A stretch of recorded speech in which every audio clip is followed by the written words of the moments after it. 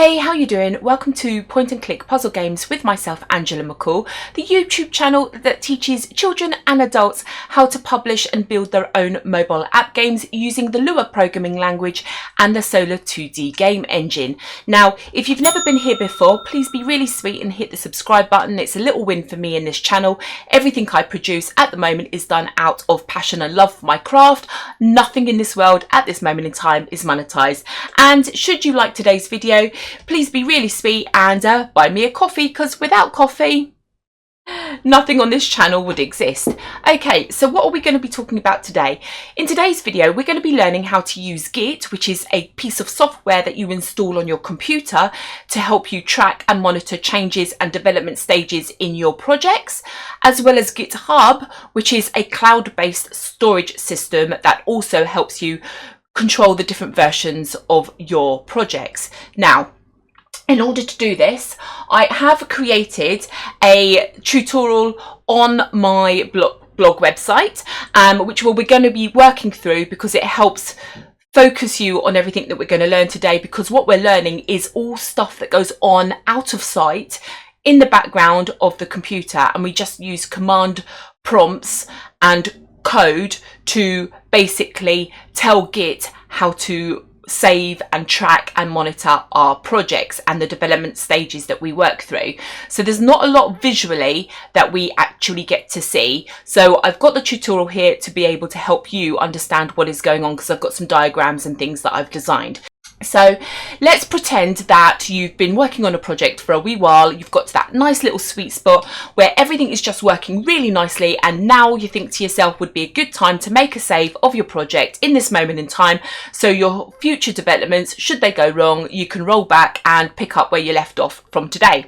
So that's what Git allows you to do easily. Now, if you weren't using Git, or in life before Git existed, us developers would create multiple folders on our computers going like version 1, version 2, version 3. And as an individual developer, that wasn't too bad. We could cope with that. But the moment we would then say to somebody else, by the way, could you go and develop this feature and then come back to me when you've done it, we would then have this clash, because I would have continued developing, they would have continued developing, and so suddenly we've got these two different versions of the same project that we now need to kind of bring together and merge together. And life got very complicated very quickly, especially when you worked in a team of maybe a dozen developers. So some brilliant minds some time ago created a tool called Git to basically manage that process for us. And in order to do so, we have to tell our local computer what to do, as well as the cloud-based storage. Now, to do that, we have to first of all set up access to the working directory, which I'll show you what that means in just a moment. But this is the local path on our hard drive of our computer as to where all the files and folders exist to do with the project that we're working on. Then we have something called the staging area. Now, the staging area is like a waiting room for Git. So we are telling Git that we're about to send these files and folders into our local repository to make a snapshot of our project at this precise moment in time, but we've not quite sent it there yet. So it's like a waiting room. And then we have something called our local repository, which you will see in a minute, but it is a folder inside our project that Git will create. Now, if you don't see it, you'll need to turn on your hidden items settings in files and folders in Explorer, but it is a folder nonetheless that exists, and you can delete it like any other folder should you really want to. I suggest you don't, but you can. And then finally, once we've got everything running nicely on our local, we can send a copy up into the cloud. Now, you can actually work quite happily on your own using Git on your local computer and never touch cloud-based repository systems such as GitLabs or GitHub. Now, I'm a GitHub user, so that's what this tutorial is going to show you. But if you wanted to just work with Git and make it control various different versions of your development project and those different branches that we're going to create, you could just work on your standalone computer and never touch GitHub or GitLab, these cloud-based repository systems. But if your computer broke, if the hard drive failed, or it was stolen, you would lose all of your work. Plus, you're also stuck a little bit should you want to move about and work on different machines. So for example, maybe you are a developer that has an office and you want to work in the office, but sometimes you also want to work from home and you've got a laptop at home, so you're working on 2 different computers. Having a central base in the cloud means you can push up copies of the project that you've developed on, knowing GitHub in the cloud is managing everything. And then when you go home on your home-based computer, your laptop, you can pull down that latest version and work with it, and vice versa. Okay, so GitHub in the cloud can be useful in lots of different ways, not just for managing and using Git. Okay, so now that we've got some of the theory out of the way, let's actually see what this process looks like in real life as an individual standalone developer. Okay, so the first thing that we're going to do is we're going to actually create a cloud-based repository. So we're going to go over to GitHub. I'm going to presume you've already logged in. If you've never touched GitHub before, you've probably got a big old green button in the middle. It's exactly the same as this green button here, which allows me now to create a new repository. I have lots of different organizations that I've set up, so I've got a whole bunch of different things going on here, but you probably will only just see your username. We can give it a name, this repository. So I'm going to call it tutorial YT for YouTube.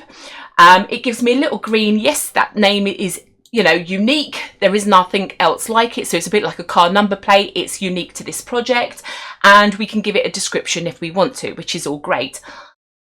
Then we can tell GitHub whether we want to make this repository available to the entire public community of GitHub and every user out there that uses this this online cloud-based system, or we can make it private. Now, I always opt for private. I don't want anyone touching my code unless I explicitly say they can. However, for this tutorial right now on the video, I'm going to leave it public so I can show you how to fix that problem in just a moment. Once you're ready, you click on the green button and it actually creates you like a pocket in the cloud now, where the entire project that we will create in a moment will be saved to. And GitHub tries to be very helpful by providing a whole bunch of commands that you can see just to the left of my window here. But this here is where I think it fails brand new users of GitHub, because you haven't got enough background knowledge to understand that there are actually some commands that I think should be listed there that are not showing. And I fell victim to this process when I first started using it. And as one of those things, because I'm going to be teaching over at a local college very soon, I think some of the students, the 16, 17, 18-year-olds that I'm going to be teaching, they might also be victim to this. So this is why I'm also creating this YouTube video, partly to refresh my memory as well. So we are going to follow this, but we're going to throw in some extra commands as well. Now, before we go any further, let's go and fix that public folder problem that we had. So up here on the main bar inside GitHub, we've got all the different tools and menus that we can provide features and functionality to help us manage this project. We're going to click on settings, and if you see, we can rename it and do all sorts of things. I'll leave you to explore the majority of this and all of these different things on the left hand side in your own time. But right now, if we scroll to the very bottom of this page, we've got something here called change the repository visibility. So if we click on that button right now, change it to private, it's going to ask us to double check. Yes, we definitely do this. We've read the terms and conditions. All is good. We want to make this private. And there we go. We have now made it private. And the way that you can tell that is if you go and scroll back, there was a moment ago, no little, and it's very tiny, but there's now a padlock sign showing next to the name of this repository that we've created. Okay, and if you can see, we're over on the code tab here. We have also got the little word private, and that was actually saying public just a moment ago. So you're quite welcome to go and explore back on this video and double check for yourself. But likewise, you can also have a play around and see for yourself that it is now a private repository. But it's empty. It is literally, think of it as like a suitcase living in the cloud, but we've not put any clothes inside the suitcase. The clothes obviously representing the files and folders of our development project. So what we need to do now is we need to move over to the tutorial to see what the next stage is. And we basically need to tell Git who we are. Now, because I've already used Git, Git already knows who I am because I've already typed in those 2 commands here that you can see. Okay, but basically we have used the word global in that command to say the entire Git environment on this computer now knows who I am as a person, because I've given it its my name and my email address. And if you're not sure and you do find yourself on the computer and you're like, oh, does it really remember who I am? What you can do is you can ask it. So git config user.name, hit return, and you can see there quite clearly it's told me Angela McCall. Now obviously it was showing me that as a user as well, but that is essentially the name, how I've saved it inside Git.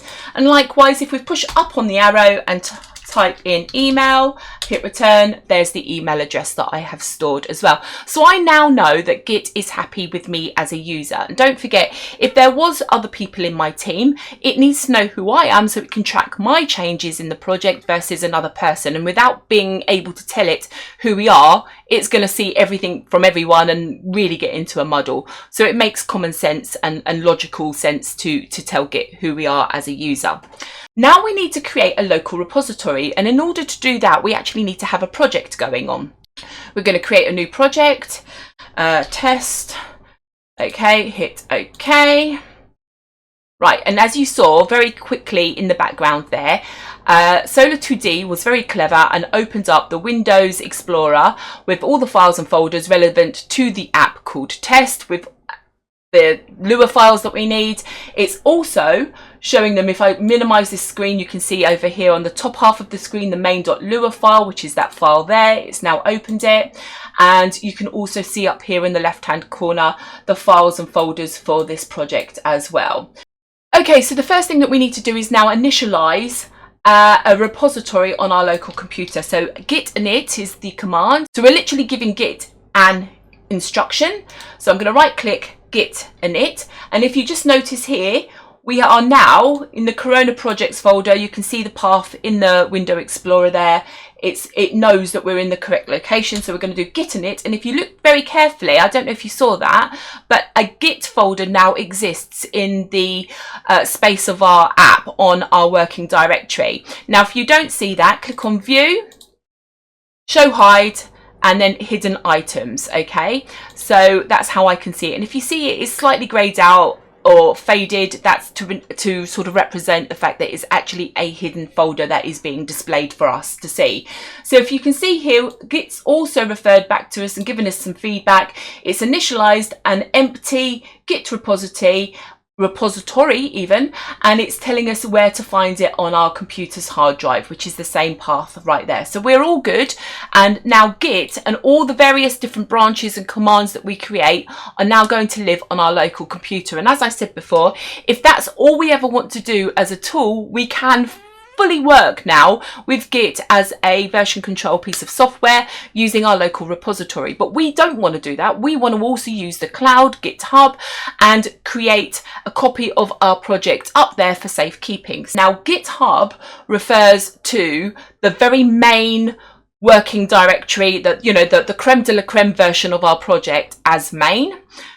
But sometimes I find down here in our actual terminal, our local version could call it master. Now master and main, although they are the same thing, they are different terminologies, different words, and to make life easier, it really does help to make sure everything's talking the same lingo. So we're going to do a quick thing called git status to see what's going on our local version of Git. Okay, and as you can see there, it's saying we are on branch master, so it is using a different terminology to what we need. So we are going to update our local Git to from master to main. So Git is talking to Git. We're going to tell it we're changing the branch. We're going to move from the word master to the word main. Okay, and if we do git status now, you can see that we are on branch main. So we are now talking the same lingo as GitHub, which is really, really good. Okay, so the next thing that we need to double check is the remote path. So basically we need to tell Git that we're going to be working with GitHub and how and where to find it. If you look here carefully, there is a URL, but this is a path to GitHub to me as a user and this particular folder, which is going to be the cloud-based repository. Okay, I'm going to right click. So we're going to we're going to tell it there's going to be a remote repository. We're going to add to it this URL path, but we're going to do something called origin. Origin is a shorthand command for remembering the path, that URL. Every time we use the cloud, we don't want to be typing out that URL. It's cumbersome, it takes a lot of time, it's fiddly, and it might mean that we could create errors. So it would be much easier and simplistic for our lives as developers if we could just take all of that and use it almost like a variable and store that URL path in the word origin. So by using the word origin, Git, our local Git on our computer, now knows what this path is going to be. So I'm just going to delete that right now. Come back to our cloud-based repository. I am going to copy that path. I'm going to right click. So now we've finished building our command. I'm going to hit return. And again, this is why I've got little diagrams in a minute that I'll show you. But Git now knows that origin holds the path to our cloud-based repository. Okay, so we can check what that path is at any time by writing git remote -v, just a single dash, hit return, and it's going to tell us that the origin for both fetching, which is taking data down from the cloud, and pushing data up into the cloud, both paths are identical, which is really good to know, and they are the correct path to our project. So if you look there, it's tutorial YT, and if we come back out, you can see up there tutorial YT. So we know that this path is the correct path. Okay, so now what we need to do, now that we know that Git on our local computer knows how to find our cloud-based repository, let's put a copy of our project instantly up into the cloud for safekeeping and see what happens. Now, in order to understand that, I've made this little diagram, which again you can find on my tutorial on my blog. But basically we've got our working directory. Now that's the folder that you saw in Windows Explorer where the little hidden .git folder suddenly appeared. Okay, we're going to add a copy of the project in its current status to the staging area, and once it's there we need to do something called a git commit command. Commit being the word like make a save or a snapshot of the project as it is, and we need to save that into our local repository. Once it's in our local repository, we can then push a copy up into the cloud. So we are going to git add --all. Okay, if you're not sure if that works, you can always do it again, but everything is now added to our stage. We're going to give it a commit, so git commit a message, and we're going to put an open quote, and I'm going to say first ever commit. Okay, I'm going to hit return. So it's gone, oh, okay, you're going to send something now to the local repository. I've got your back, okay, and it's going to look at all of the different things that are going on inside this project folder, and okay, and basically say this is what I'm looking at, and we can do a quick check and see, yeah, okay, we're happy, that's everything there. So now we're going to push it, git push upstream. This is what -u stands for. We're going to push it up into origin, and because we've never ever done this before, we're going to send it to the main branch of this remote repository. So give it a second to have a think, and it's going to come back and tell us what it's done. So it's done 46 different projects, files and folders. It's compressed the data okay, everything's great. It's told us what the local path is to our repository that we're using or Git's using. It's created a new branch from our local main to our origin main, and origin main is showing there as well. So it's now tracking everything correctly. So we can do a git status, and you can also see there we're still on branch main on our local computer, and your branch on our local computer is up to date with branch main in the cloud, and so everything is good. And that's what it means by working tree. Our working branch, our working directory is nice and clean. There are no changes anywhere that it doesn't know about. So what's happened now, if we go back here, we now have a copy of our project in its very basic empty form living in the cloud. So let's go see what that looks like.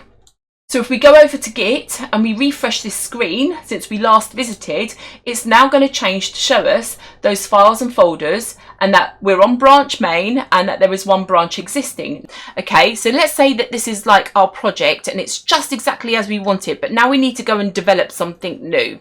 And we don't want to mess this up, but we need a copy of this, again, like a version 2, so that we can now go and create. Okay, so what we need to do is we need to create a branch, like an instant, like a photocopy of our project in this moment in time, make a second one, a version 2, so that we don't touch the original, and then we can fiddle about with it. So we're going to come out to our code. We're going to create git branch, and I'm going to call this test. Now it could be tutorials that you were teaching, or it could be the main menu, whatever it is that you're doing. Okay, again, it doesn't look like anything much has happened. Okay, we can check the status and it says we're on branch main and everything's up to date, nothing to commit, but actually we want to be on branch test. So we're going to git switch to test. Okay, and it says there we've now switched to branch test. And if you look, it doesn't look like anything's different. There's no different files, there's no different folders, everything is exactly the same. So let me now bring in a new well, let's create a notes folder so we can see something that's different here. So I'm going to right click, new document. I'm going to call this notes. Okay, you can see it's just created itself up here on the left hand side.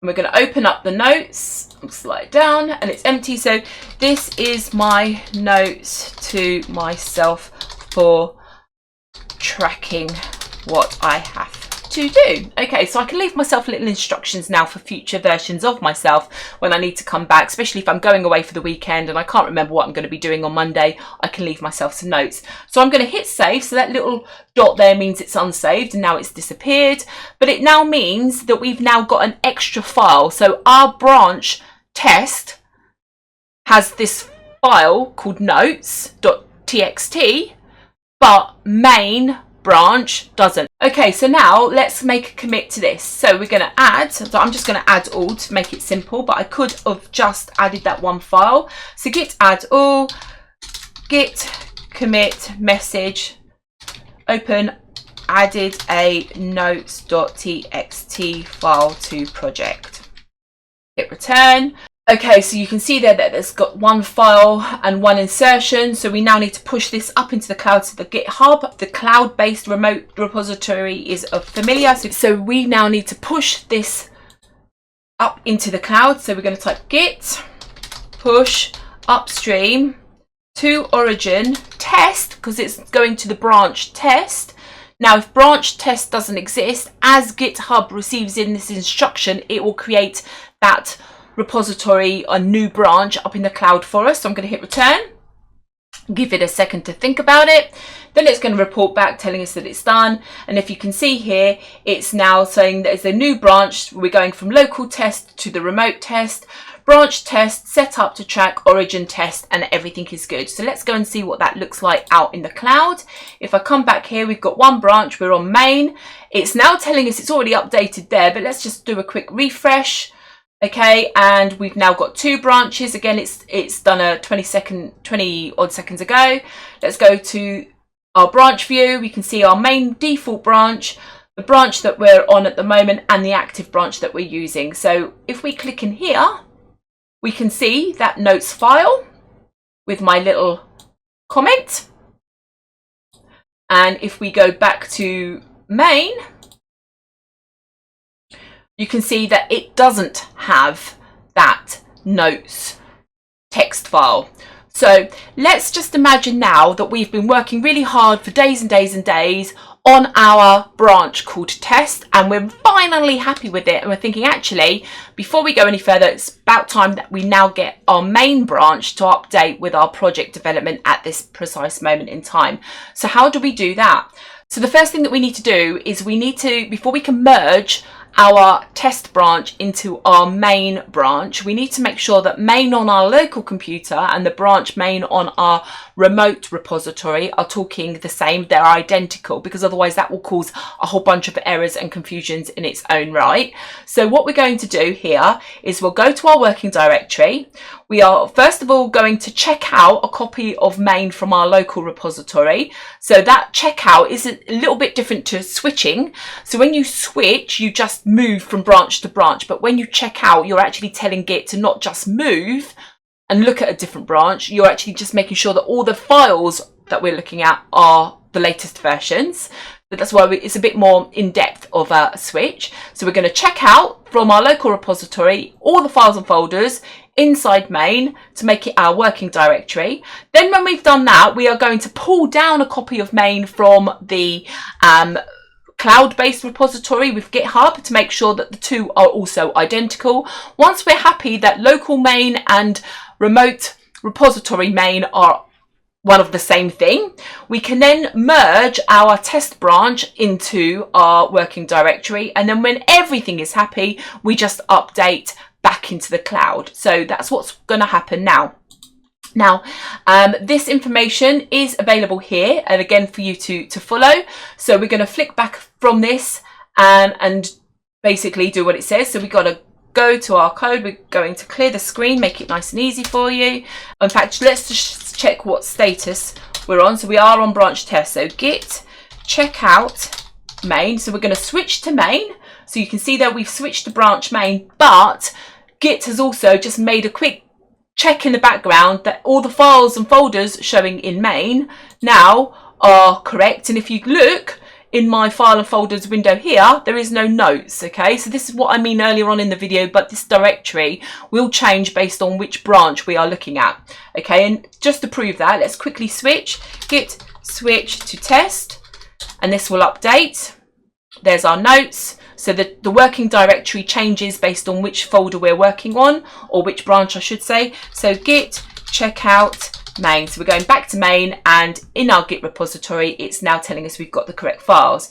So what we need to do, quickly double checking, we now need to git pull from origin, our cloud, the version of main. So git pull origin main. Oh, I can't spell, so bear with me a second. Okay, so it's going to give it a second, and it's going to bring down a copy. So it's fetched from the head of our remote repository a copy of main, and it's brought it, and it's basically telling us that they're already up to date on my local PC. So they're basically saying everything's the same. If we go back, it says we need to do a merge. So remember, our branch that we're merging into main is called test. So we're going to git merge test. Okay, it's going to basically summarize. There's only basically the one file that we created, but it's summarizing what's going on, which is called notes. If there was lots of them, it would list them all. And then finally, we're saying here we're going to merge everything and push it up into main. So we're going to git push up into origin main, so back into the cloud, and we're going to wait for it to do its update. It's now telling us that everything is up to date. Come back out, and we are in main. There is no notes file, so let's just do a refresh because that was the status beforehand. And now we're in main. There's still two branches existing, but the notes is there. So that's how we update a project, the main branch of a project. Now that means that we actually don't need this test branch anymore. So we could delete it and do some admin and tidying up. Okay. Now we can click delete here in the remote repository in GitHub. But if we go back to my tutorials, okay, deleting branches, we also need to delete, that should say local, sorry, I need to change that, but we also need to delete on our actual computer, on our local hard drive. So first of all, we are going to copy this. Let's clear the screen, -- delete. And then we're going to delete test. Now, this is a command. So instead of hitting, so we could click on to delete the remote branch test in GitHub, this delete branch bin icon, or we can come and hit return here using that command, and it's going to send a command up into the cloud and it's going to remove it and delete it, which is great. But if we do a git status here on our local computer, we're on branch main, but we can still switch to test on our local computer because our local repository has that branch still existing and we don't want that. So let's go switch back to main. Okay, and now let's delete the repository on our local computer as well. So this time what I'm going to do is I'm going to do a git capital D for delete. Now the difference between a lowercase d and a capital D is a lowercase d means it will only delete the test branch on our local repository if everything has been merged and is already successful. And if we haven't done any merging and we just want to delete it, we have to force that delete process, which is a way of instructing Git to do so using a capital D instead. So let's just do that anyway, just to get the process done. Capital D test, hit return, and it says deleted branch test. Okay, and it gives the serial code for what was that branch. And if I was going to do git branch now to see what branches exist, there is only one branch existing called main, and it's in green because that's the one we're on. So that's how we delete some branches. Now the final thing that we need to talk about is what happens if we were to change projects. Now, for example, everything that we've been doing so far is been on this test app, and I don't want to work on this. Maybe I finished doing this tutorial, going and make myself a cup of tea, and what I actually want to do is work on my actual project called Echoes of Elderglen. It's a new app that I'm designing, a new adventure app and game. So let's clear up the screen and first of all clean up my Solar 2D environment. So I'm going to save. I'm just going to call, let me just give it, because I'll delete it anyway in a minute. Okay, let's get rid of everything and see. Right, so we've got no projects open in Visual Studio. We've still got the test project open in Corona, so we're going to close project, and I'm going to open up my Echoes of Elderglen. That's great. And then down here we're still looking at the wrong one, so let's get rid of that as well for a moment, and I'm going to go File, Project, Files. Now you can see I'm in the different Corona project, all of my different files and folders. So let's open in Visual Studio. So this is what you would do normally. Corona projects, Echoes of Elderglen, where have you gone? Select the folder. Okay, let's bring that terminal window back up into play. Now, before I do anything, I can see here quite happily that because I closed all the project down first of all, and I closed everything and opened everything up in the correct order, Visual Studio Code has been very clever by identifying that I'm in the correct directory already. But if I wasn't, I could change directory in 2 full stops or periods, means it would go up one path in that directory. So I'm now in Corona projects, and I could navigate all the way through my files and folders doing this until I got to the correct sort of grandparent style folder, and then I'd come down the path again to my correct project. So I'm going to change directory back into Echoes of Elderglen. So Echoes of Elderglen. Notice that I did put them into double quotes, hit return, and you can see that the path has now updated. So that's one way of manually changing, going up and down path hierarchies. Okay, so I went up into Corona projects where there's thousands of different projects, and then I've come back down into Echoes of Elderglen. Oops. Okay, so we are all in the right place here, but is Git still looking at the correct remote repository? So if you remember back in my tutorials up here somewhere, we've got that remote V. Here we go. It's going to check and tell us where we are. So we can do a quick search. So let's do remote V first of all and see what information that sends us. So git remote dash V single dash. It's telling us the origin, and it has correctly found the fetch and push paths to be the correct remote repository, and that's really good. Okay, so we don't have to panic there. We could have also done the next one where it shows us just what the origin is. So right click there, give it a second, there we go, and it will tell us there the fetch and the push. It can tell us the head that we're on, so we're actually looking at the main branch, not any of the other branches that I've created.